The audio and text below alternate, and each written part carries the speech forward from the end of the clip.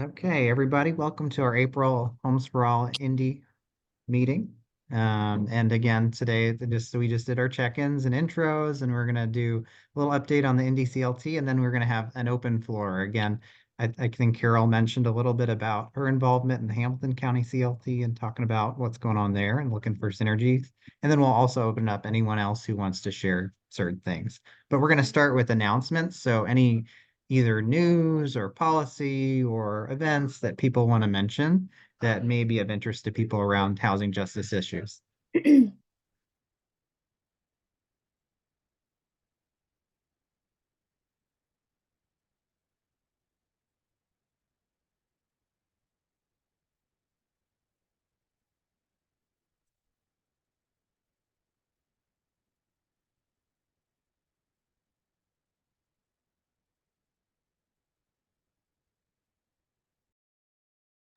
I think Aprilli, you said any QAP Indiana updates. Do you want to share what QAP is? Yes, I believe it's quality allocation. Oh, I'm sorry, qualified allocation plan. So basically how funds will be distributed for affordable housing per state. And there was like the plan I guess there were opportunities to submit comments on the QAP as recent as February, and I was trying to figure out if anyone knows anything about like the final draft.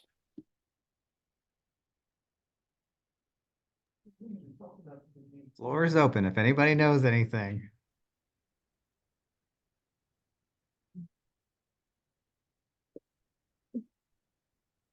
And if not, Aprilli, if you have some information on what this is for people to learn more about, would love to, if you want to put it in the chat, feel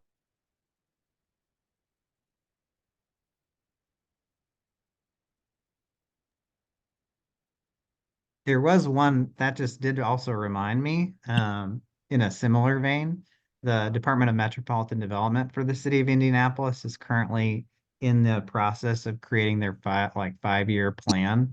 I think they call it a basically consolidated plan, which determines what the goals and priorities are for federal funding that comes down from HUD. And that's approximately about like $7 million every year of what's called home funds and community development block grants, which are the primary sources for like affordable housing, or one of the primary sources for affordable housing development.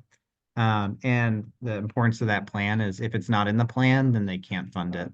So they currently have a survey that's open for the public to, thanks Aprilli for dropping that in the chat. Definitely check it out. So there's an open survey, and they're going to be doing more like community outreach and events to get people's perspective. So what I'll do, we'll find it in the chat. We'll find the link and put it in the chat. If you have any interest in like submitting to it or know folks in your community, to make sure that their voices are represented in what comes out in the plan.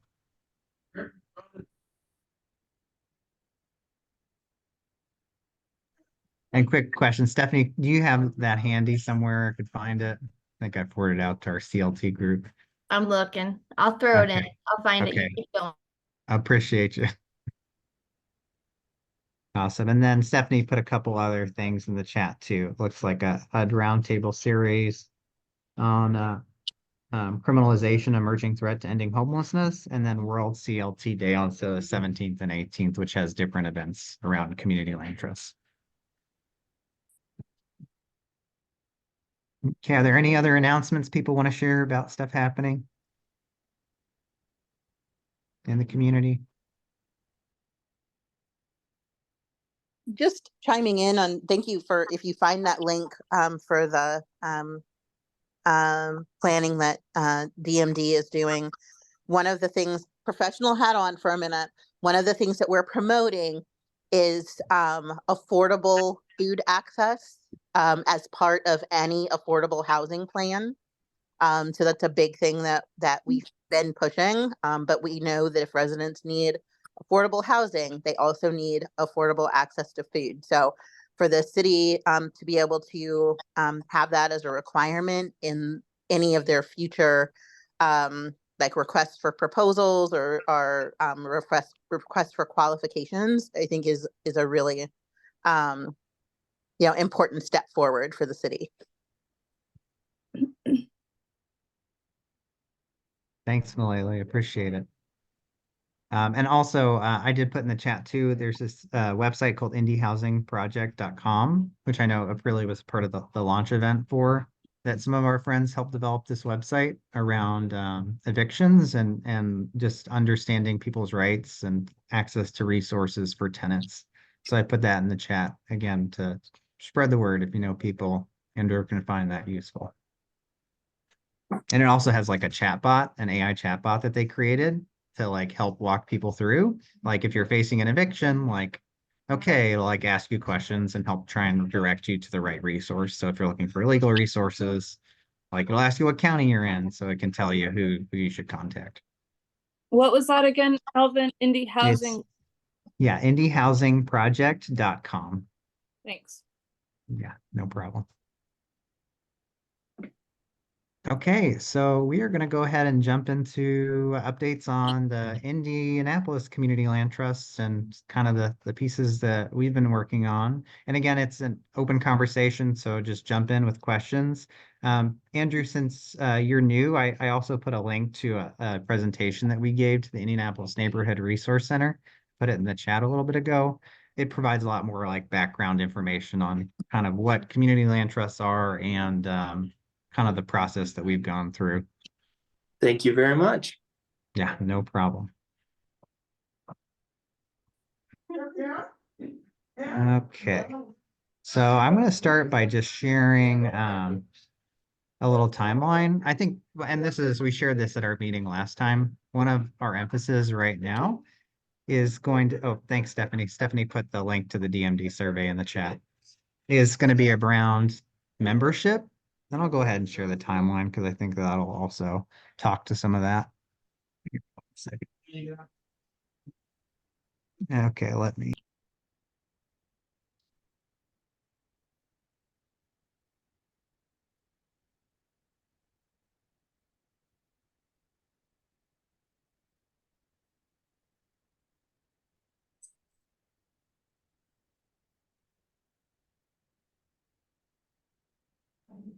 Okay, can everyone see my screen? We have hecklers in the background. So this is just like a little update to the timeline on some of the things that we're working on. So lately it's been a lot of like submitting the 1023 to the IRS to establish the 501c3, finalizing the deed restriction that'll be used for like keeping like housing and properties permanently affordable, working out with the Marion County assessor around property taxes. So a lot of like kind of like important but boring things. And then also we're looking at launching the website starting hopefully at the beginning of next month and doing like community outreach and like membership. So one of the key parts that makes a community land trust is that the membership is in control of it. So our goal is this summer to have the first annual meeting of the membership and to start holding membership meetings so that the first board for the community land trust can be elected. So again, the community land trust structure will have a tripartite board, 1/3 of residents in the CLT. Once there are residents in the CLT, currently there are no residents. And 1/3 of community members, general members, and 1/3 of supporting members. And that can be anyone who might bring a skill set to the community land trust, like legal stuff or financial, or even just like people who like can be partner organizations or anyone in the community who wants to support the project. And that's kind of something that we're looking at. And just as an overview, the membership that we're looking at is like, will include like commitments and also privileges. So one of the commitments that we're looking for people who become members of the Community Land Trust is to, and I think this is an important one, if people own property, to pledge to, if they want to sell their property, first contact the Community Land Trust and see if there's some way that the Community Land Trust could buy it or facilitate having a Community Land Trust resident buy the property. So we did have someone who attended a presentation like this who came, contacted us, and we had lunch and talked about it because they want to sell their home, but they don't feel like they need to take their full market value of it and would like another family to appreciate and enjoy it like they did. And they also didn't want to contribute to gentrification in their particular neighborhood. So that, I think, is trying to create really a different kind of like housing market. So you've got the regular housing market, which is very much driven by what the highest price that people will pay for a property, but through creating a membership where people agree to try and look at the value of housing and property, not just on like what it's worth, but what value it has for our community, and to give access to folks who don't have it economically. And the Community Land Trust is helping to facilitate that. Members will also like either make a financial donation, and we're thinking like $100 a year, $10 a month is like the minimum, or offer to volunteer 10 hours a year, which could include coming to meetings like this, membership meetings where they're engaged in the project. So, yeah, so that's really July, August, started to do the monthly membership meetings, the first annual meeting where the board is elected, and then the home buyer choice pilot opening applications. So, again, that presentation I put in the chat has a lot more details about what that's going to look like, but we received funding from the Indianapolis African American Quality of Life Initiative to do a pilot project. And this project is similar to what Houston Community Land Trust and City of Lakes Community Land Trust has done, which is instead of building homes, the CLT provides funding to help people buy a home on the market. So for instance, if let's say that homeowner I talked about was wanting to sell their home for like $200,000, the CLT could bring up to $100,000 to help a family or household or individual purchase a home who could only afford a mortgage of $100,000. So turning that house that was a market rate house into a community land trust house, with the home buyer agreeing to the idea that it will be an asset for the community in the future, and then it will appreciate at 2% of that 100,000, which is what they paid for it every year. If they choose to sell it, they could keep it forever and pass it down to future generations as well. So, and then looking September or October, so a selection process, home buyer education, supporting the first people as they shop for a home, membership meetings, and potentially applying for home and CDBG funding for 2025. And that's that funding I mentioned around the city survey on what their priorities are going to be. And then we hope this like late fall to have our first CLT homeowners. And then again, this is like a project that we are creating as we go. So things like opportunities could arise that, in addition to this piece, really shape kind of what it looks like. So I'll just stop there and open it up for questions, ideas, contributions. People think these are good ideas. Is there something that we're missing that we should really be thinking about?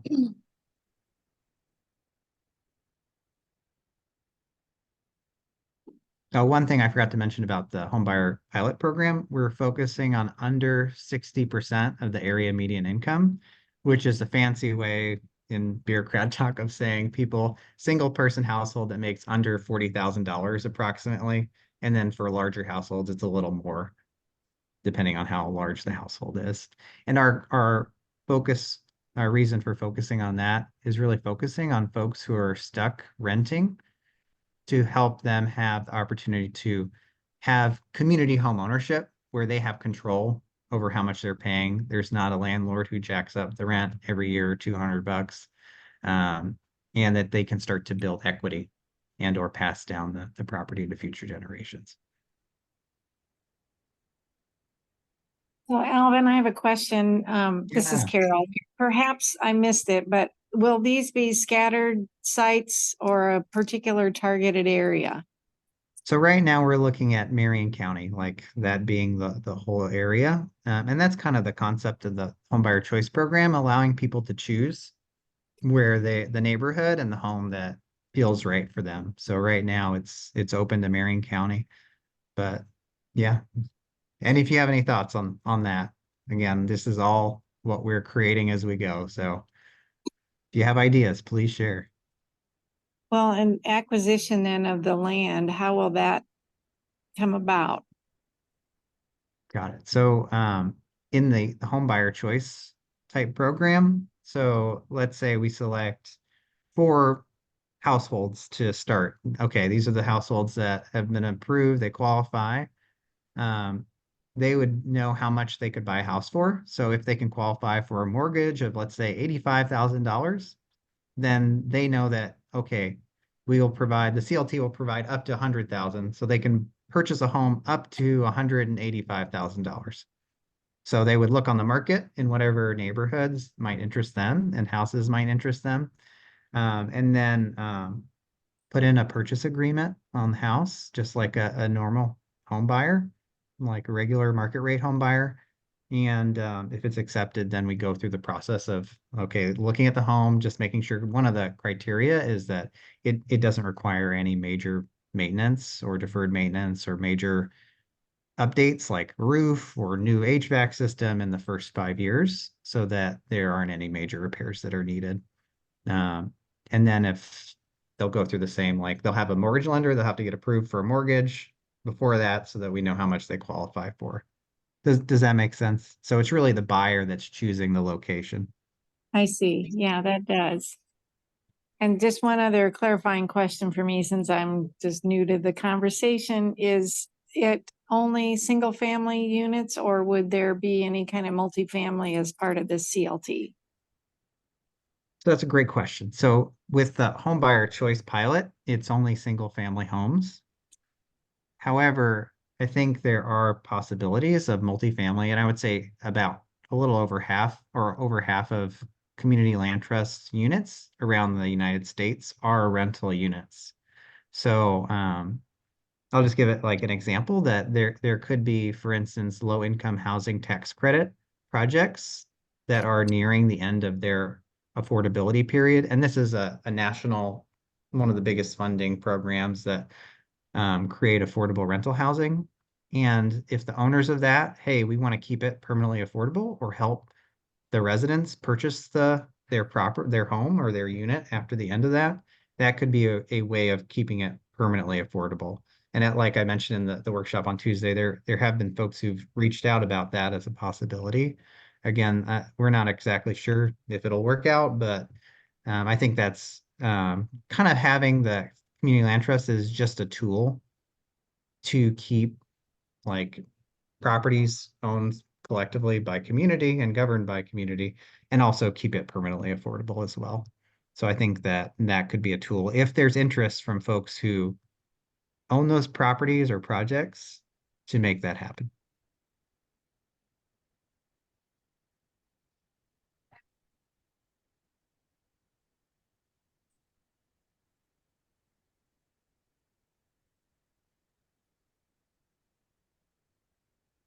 I have a It question. sounds, oh, sorry. It sounds amazing and the timeline makes a lot of sense. That's really cool. So thanks, Question, Andrew. can you hear me? Yeah, I can hear you, Josie. Go ahead. Okay, right on. You mentioned CLTs around the United States. About how many are there? There's approximately 300. Cool, thanks. No problem. Oh, also, I will mention there is and I'll stop sharing for now. There's a really great short article that summarizes some of the potentials and limitations of community land trusts that answers like some of those questions and also looks at, hey, what is this tool useful for and what are some of its limitations? So I'll find that link to that and put it in the chat for people too. It's just like 3 or 4 pages.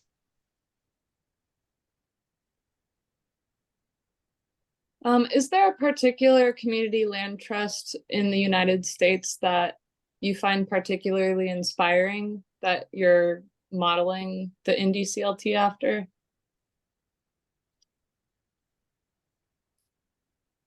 That's a great question.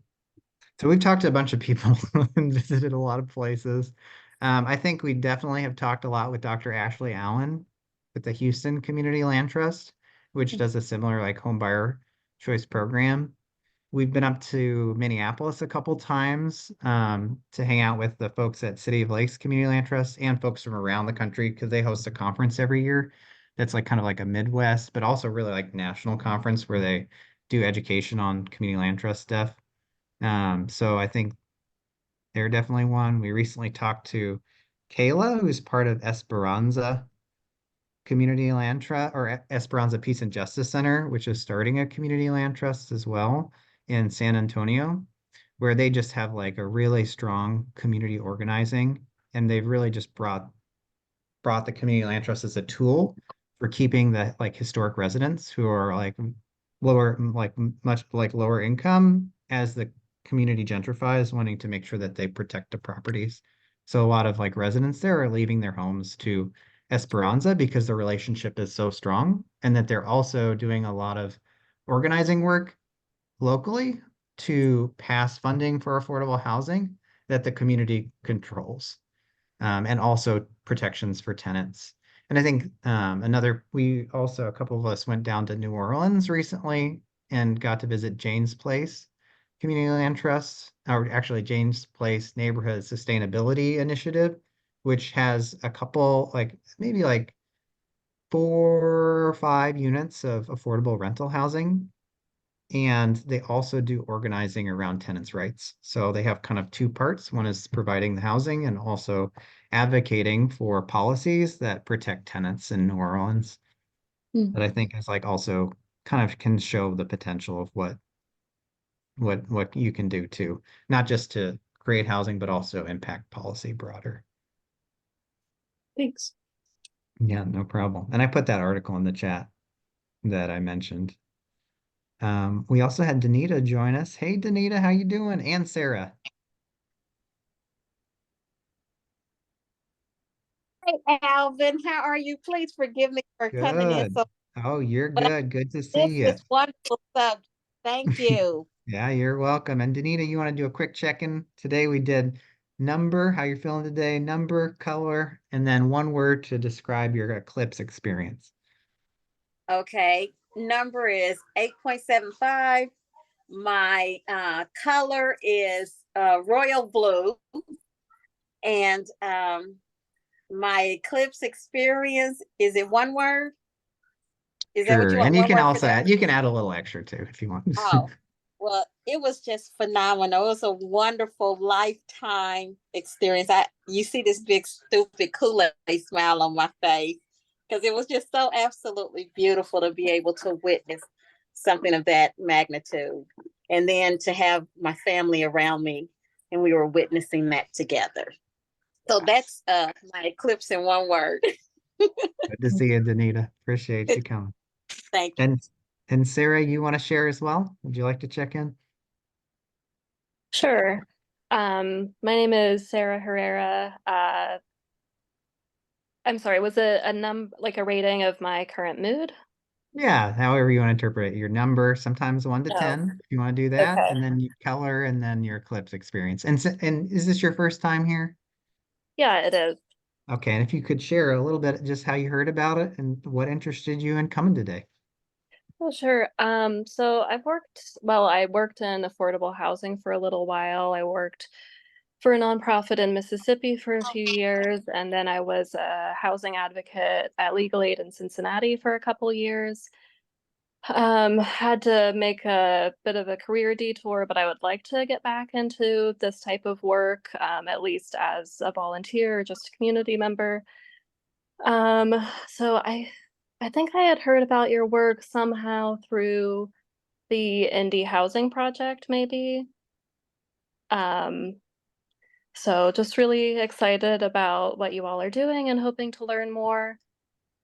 I guess my color would be orange, and as far as my eclipse experience, I guess a word could be pet involved because my dog and cat seem to be very interested in it. My cat was meowing at the back door, wanting to be let out. She seemed to realize that something was going on. So she's definitely an indoor cat, but this was like her second outdoor excursion, and she seemed interested in what was going on. So it's nice to have them involved.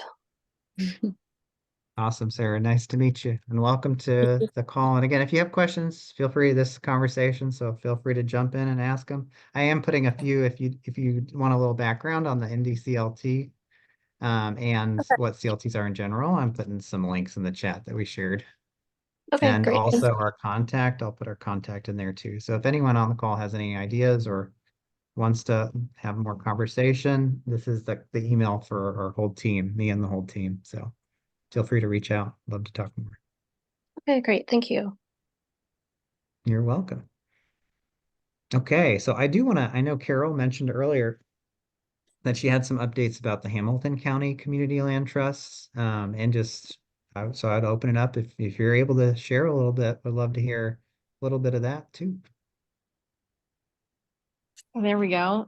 Yeah, so I've been associated with preliminary conversations. Michael Osborne, who recently left the Near North CDC and retired, and he's been handling the early legwork on that. And we were set to go to the next level, and I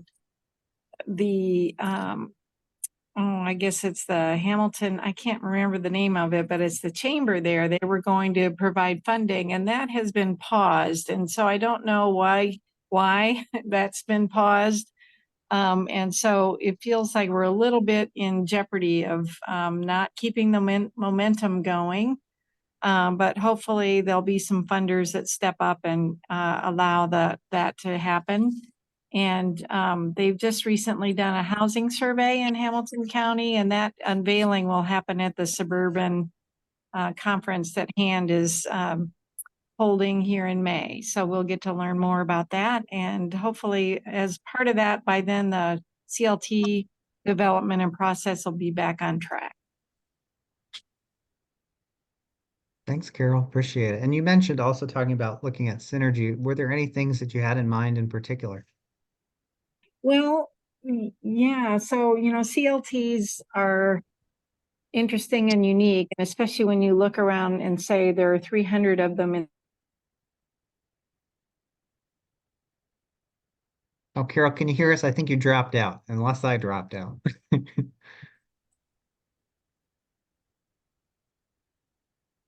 Hey, Carol, can you hear us? Looks like we lost Carol. Yeah, we might have lost Carol. Hopefully Oh. she comes back in a minute. Okay, I think we can hear you again. Carol, can you hear us? Good. I can hear you. Yeah. Okay, you're back on. We got you. Good. So you were talking about their 300 CLTs. That's where you dropped off. Yeah. So when you think about them, we're trying to set up 2 CLTs in neighboring counties. Some of the thing, it may make sense at some point to merge those concepts, or does it make it sense to keep them separate? Because, there aren't very many CLTs, and what the funding sources are and the brain power behind getting them launched, it's a lot of work. There's certainly no doubt in that. And there may be different mission alignment and whatever. So I'm just thinking if we can come alongside as both of these are taking off at the same time, maybe share resources and brain power would be a really great thing. For sure. Yeah, definitely. Yeah, Stephanie, we're going to say something? Yeah, I'm on the CLT team here with Alvin. If you wouldn't mind dropping your email in the chat, I think it'd be great to continue this conversation. And I have some ideas.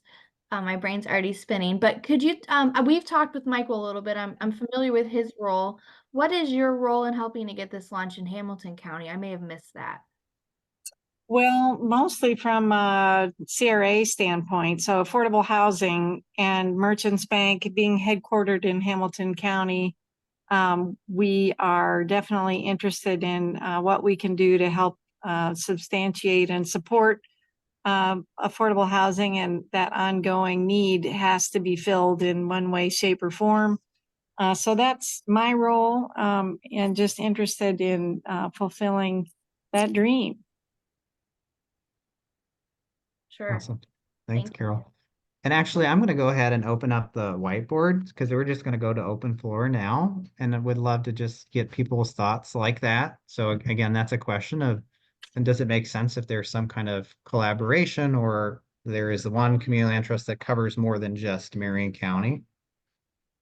So I'm going to go ahead and start a whiteboard real quick.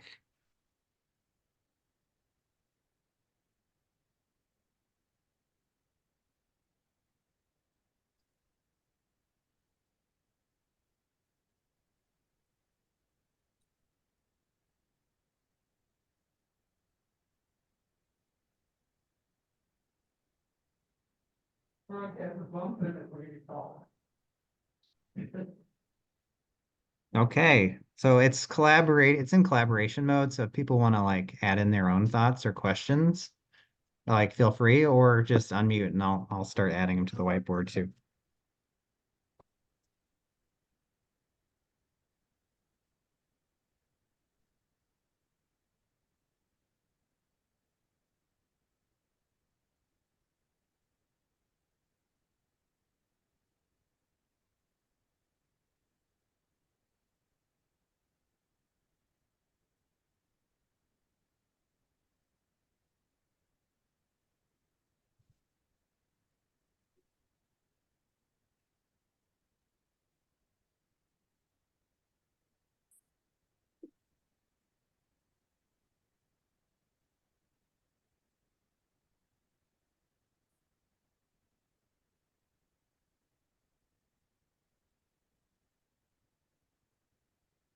Okay, anyone else want to share next? And this is really open, like what would you like to see in this community land trust? Do you have any open questions or ideas that we should be thinking about?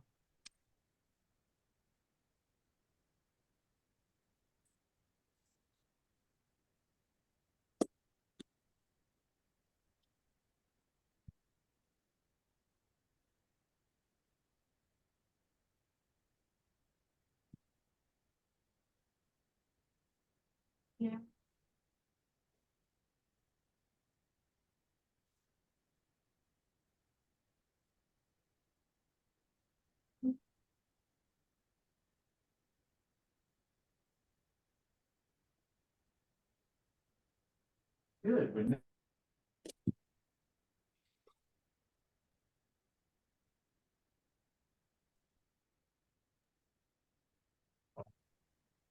So then I can't figure out how to type on my phone to It's chat. okay.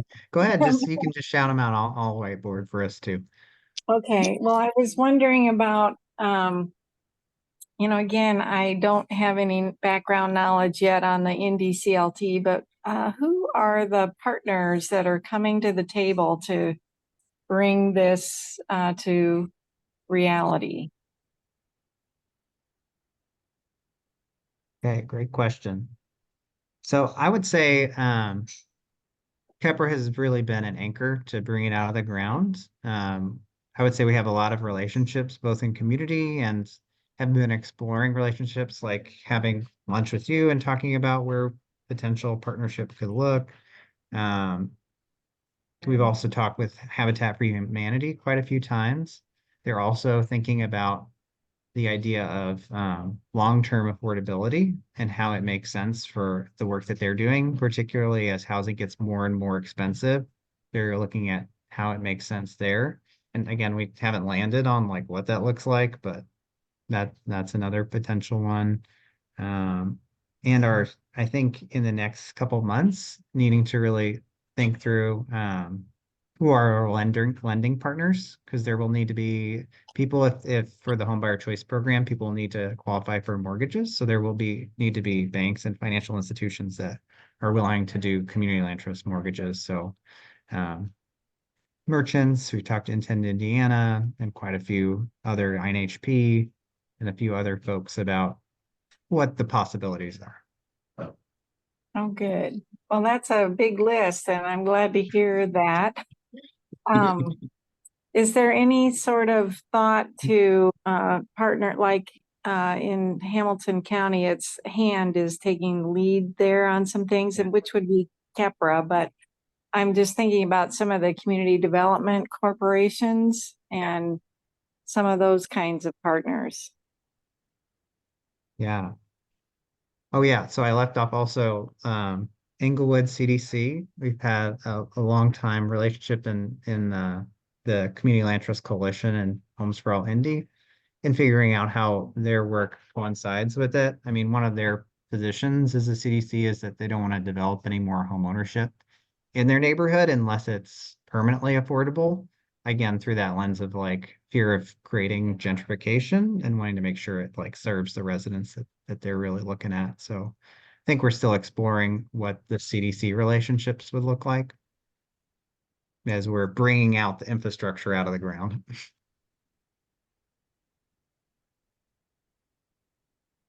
Do you have any people that you think we should be talking to or ideas for partners? And that could be specific or general ideas. I'm just wondering about any other funders. Oh. For like the Community Foundation or Lilly endowment type things, or you already mentioned financial institutions, but there may be the city would want to partner.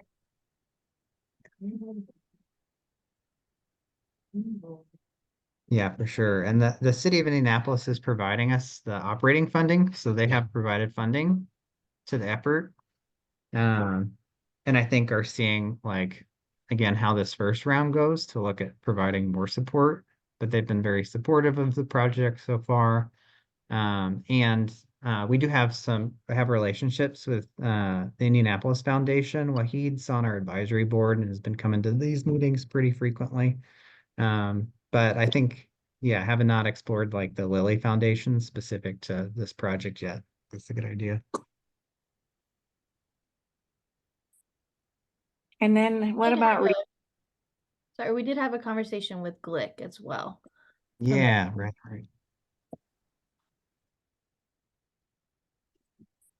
Carly, you were saying something? Oh, I just asked about realtors and how prospective home buyers would know about this potential opportunity.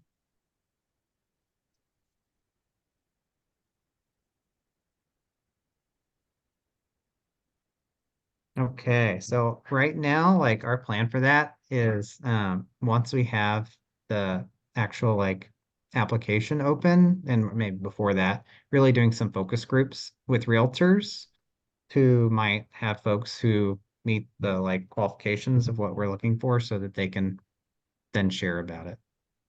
Oh, perfect.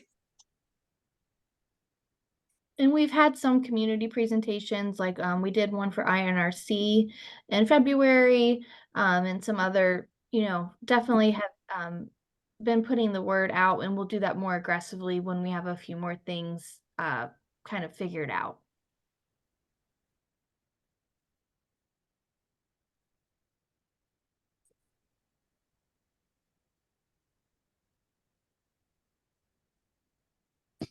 It was interesting that she asked that question. I too am unable to type on the whiteboard, but I put it in the chat. Okay, yeah, to make a thing, type on the whiteboard, you got to click the shape. There's like on the left side, there's a bar that has an arrow, pencil, and shape. Do you all see that little bar on the left? If you click the shape button, like the rectangle, and then you click on the whiteboard, it'll create a box for you to type into. And Oh, you'll need to I'm sorry. It tells me to start typing, but it just won't allow me to do so. Hey, no problem. So I'll just whiteboard for us. So Danita, I know you put a question to me in the chat. Do you want to go ahead and share it with the group? Yes, thank you. So the question that I put was very similar to what was just asked. And it was, I have a person who approached me just today. She wants to know house.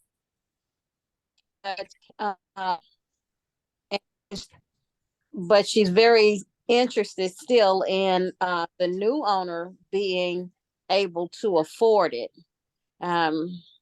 So she may be interested in the land trust, but she doesn't know enough about it. And I couldn't speak intelligently about it to tell her enough information on, other than to say, you know what, I will make a connection with Yeah. you and Carol.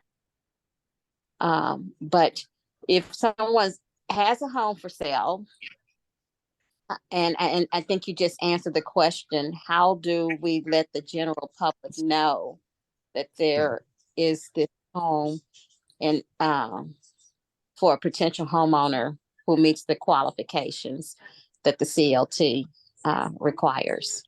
Yeah. I think you hit the nail on the head. Bring them over and connect them with us. And we'll have them have I think you said have her over for lunch and talk about it. That's how when Julia, who came to these presentations, who also contacted us about something similar. Again, like there's no promises. Who knows if it'll work for them or for the community land trust. But I think the first thing is a conversation to see if there's something that will make sense for them and for the project itself. So definitely, and I'm just gonna put in here like there's like a link, like some presentations we've already done that you can send them like links to check it out. But I think the best thing is to just invite them over for a conversation.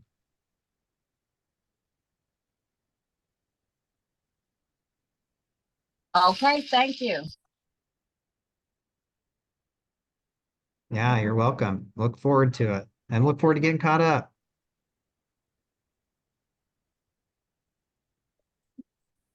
As do I, and those magnificent meals on the porch. Yeah, for sure. We got the good meals going still over here. Okay, and Aprilli put a question in the chat. Okay, so there's a board for the CLT and then members. That's correct. So the members will elect the first official board when we do the annual meeting this summer. So again, we're going to be doing some membership drives and hope as soon as we have that membership open, we're going to email it out to the Homes for All Coalition and everyone who signed up for the Get Involved form to sign up to become members. And anyone who is a member can nominate themselves or others to serve on the board. And And we had an advisory board for the last year or so that's been helping us make decisions kind of in the meantime until we have this next board elected.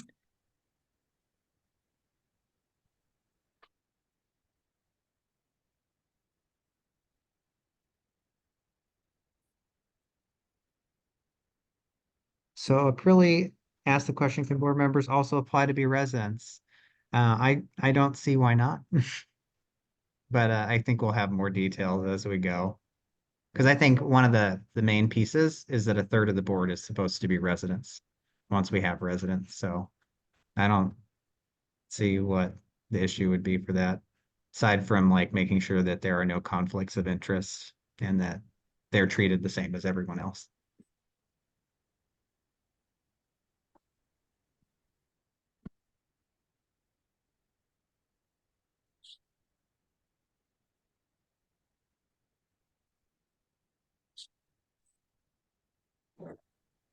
Okay, and we also had Wendy join the call, and we are actually like 3 minutes from finishing the meeting, but we will give a chance, Wendy, if you'd like to check in, tell us a little bit about yourself. We'd love to hear a little who you are and how'd you hear about the call?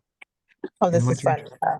Hi, everybody. I am a member of P30, and I think I've had some connections from there, and I joined your distribution list and decided to join tonight when I could.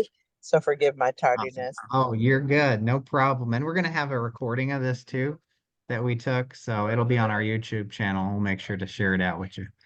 Okay, great. Yeah. Thank you. And Wendy, we also did a check-in. So how you feeling today, 1 to 10? If your mood were a color, what color would it be? And one word to describe your eclipse experience. Oh, wow, that's a lot. So my mood today, I would say that I would be an 8. And the color I would be yellow. That's contrary to the weather right now. And what was the last question? My experience with the eclipse. Yep, was that's right. it was incredible. Got to spend it with a lot of people, and enjoyed seeing something that I'll never see again. It's great. Awesome. Well, welcome. Okay, I think Aprilia, you said you're having trouble writing on the whiteboard. And Wendy, we're just doing kind of a whiteboard exercise where people are sharing ideas or questions that they have about the project.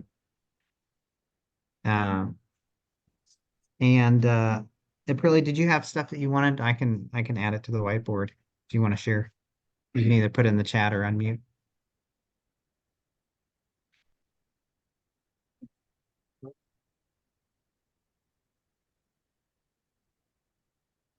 Oh, okay, learning how to use it. Got it.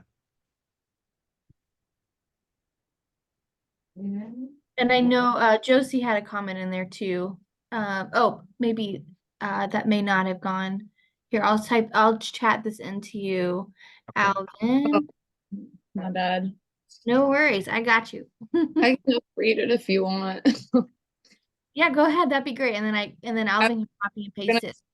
All right, I was just gonna throw in, I think that the Indy CLT could be an ideal opportunity to utilize and promote natural and eco-friendly building methods, which I've heard are also more cost-effective than industrial and traditional building methods.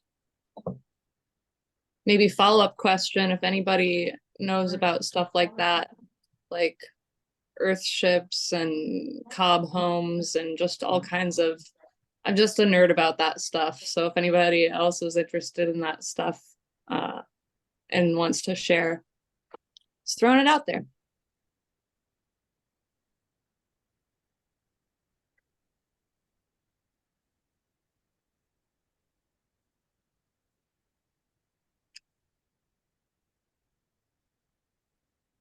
Well, you got some absolutely from Aprilia in the chat. It could even be a requirement. There's a lot of funding going into rebates for green building. Cool. Thanks for that. Yeah.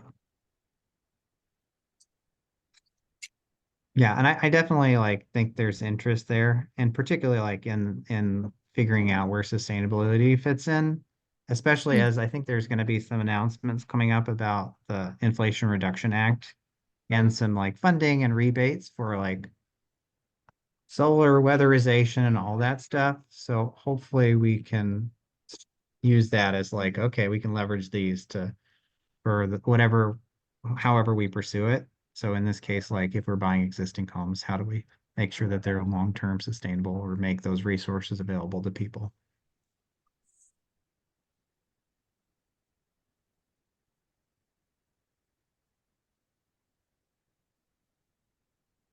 Okay, well, we are at 7:01, so I will go ahead. If there's any final thoughts, we'll close out.